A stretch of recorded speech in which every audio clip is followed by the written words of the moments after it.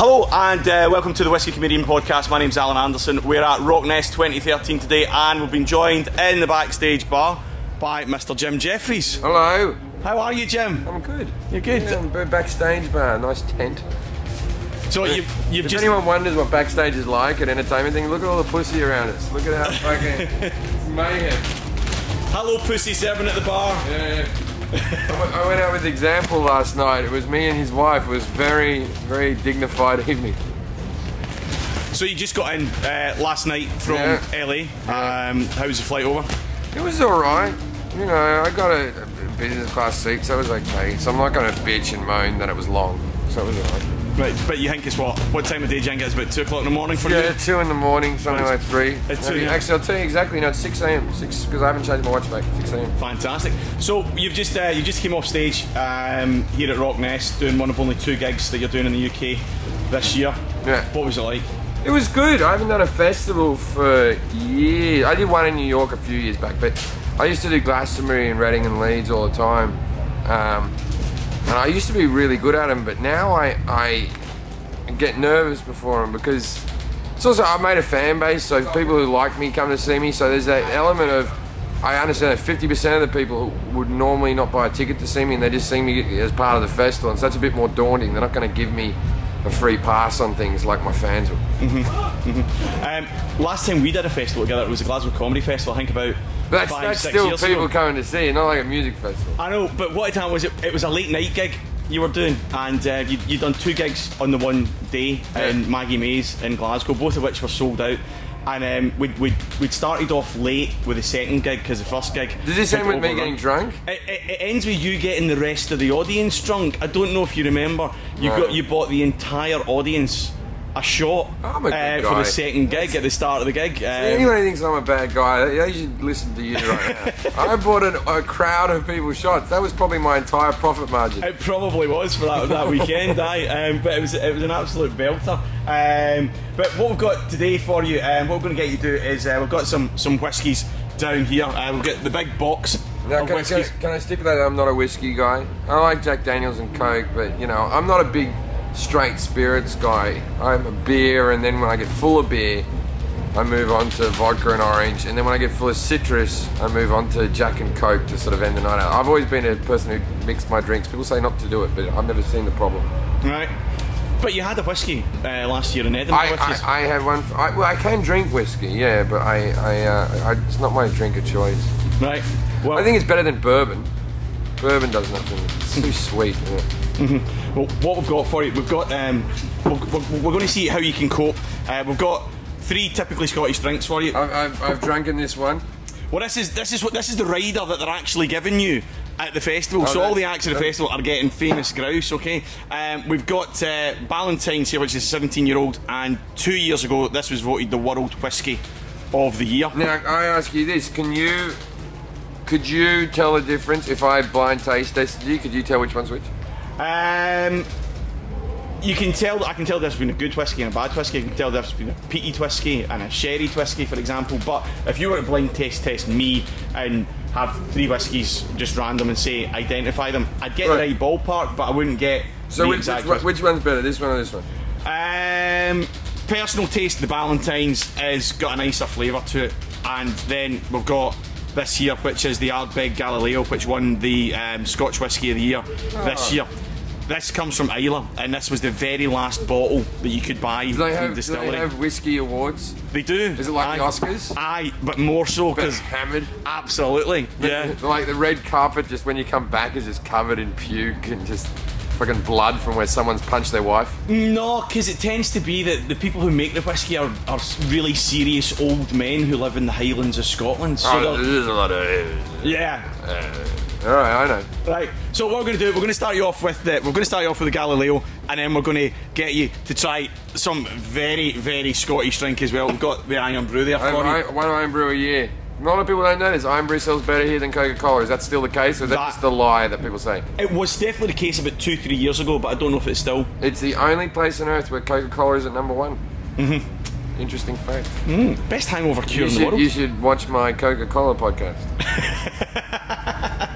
I think I can tell the difference between Coke in a plastic cup and Coke from a bottle glass. I think we can all do that. Aye. Yeah, I can do that. Aye. I don't know why it's that, but it's right. Right. So what we're going to do for you, Jim, is we've got here. We're going to try the Galileo first. I want you to try it neat. And as I said, this is. I don't know if you can see. There's hardly anything left in this bottle. It was the last bottle of it that came from the distillery. So I do this. Have a wee sniff. Have a wee drink. And oh. Already. Now do I do it as a shot? What's the? No, just put about half a mouthful in and give it a chew.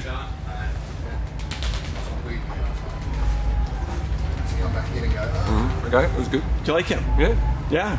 Is that after? When it's in my mouth, it's alright. When you swallow it now, I'm getting the saliva glands are going a bit. Right, the reason for that is that it's got a very high percentage. It's 49% alcohol by volume, which is 98 proof, right? So that high alcoholic content is making your mouth really, really dry up.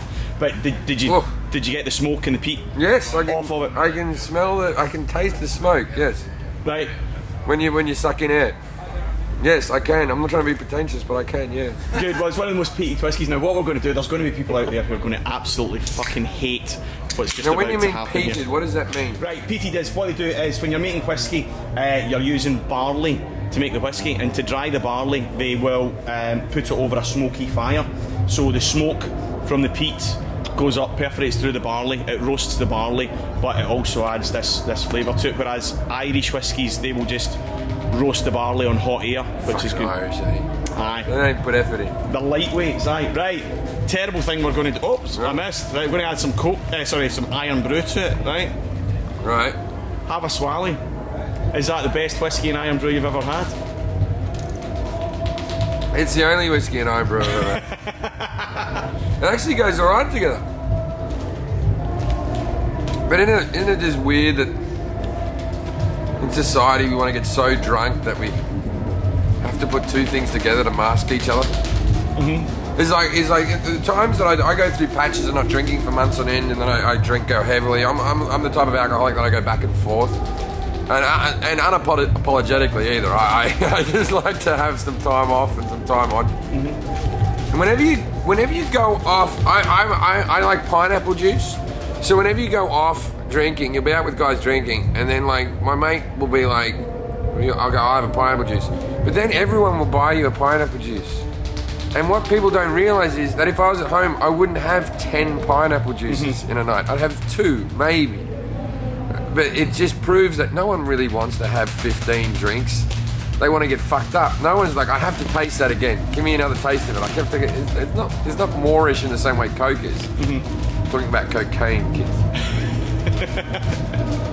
I've never tried it, but I hear it's very Moorish. Right, so why is it that you have spells when you go off the alcohol? For me, sorry, go on. For me, like I occasionally have a 6-month spell when I've got a big bike race or something like that. Yeah, I like sometimes I don't drink whilst filming the TV show, because I just don't want to have shaky hands while I'm acting.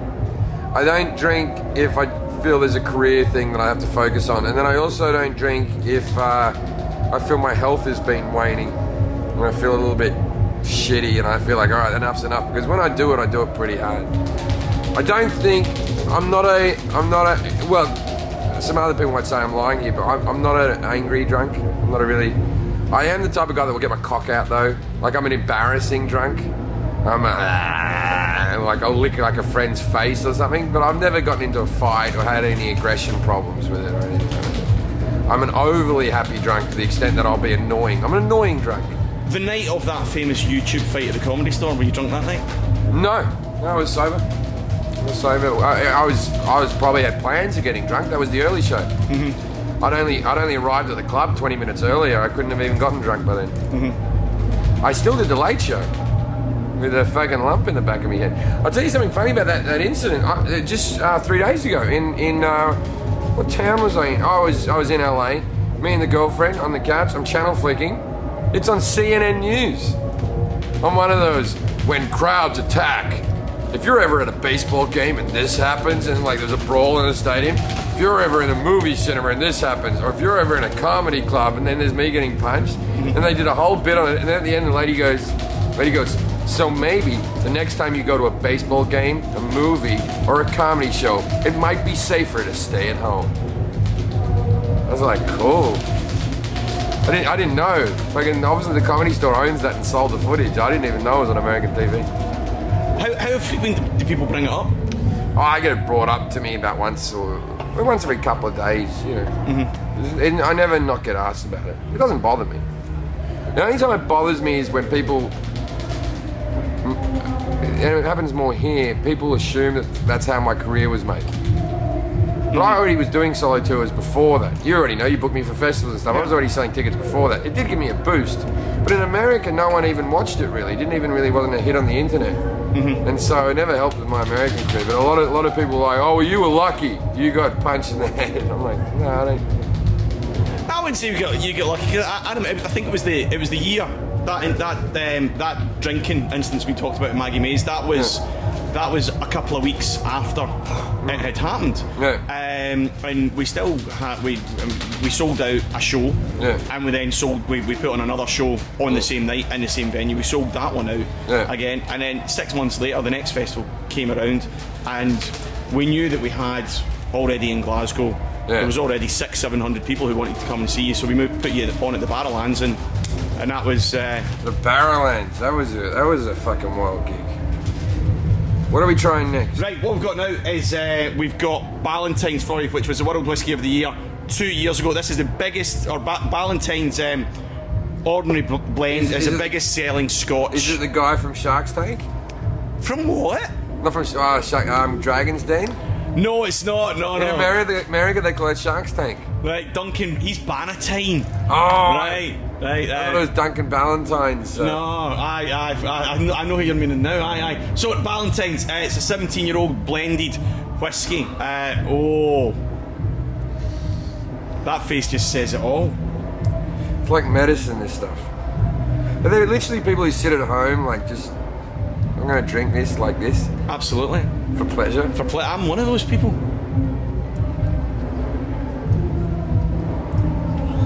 Alright. Right, how does it compare to the Galileo you had earlier on? There's less smoke. There's a bigger ting on the back of the throat. Slightly harsher, but there's less, like that, breathing and less saliva. I'm going to say it's got a lower alcohol content. I'm going to say it's unsmoked. Oh, hang on. No, it is smoked. No, unsmoked.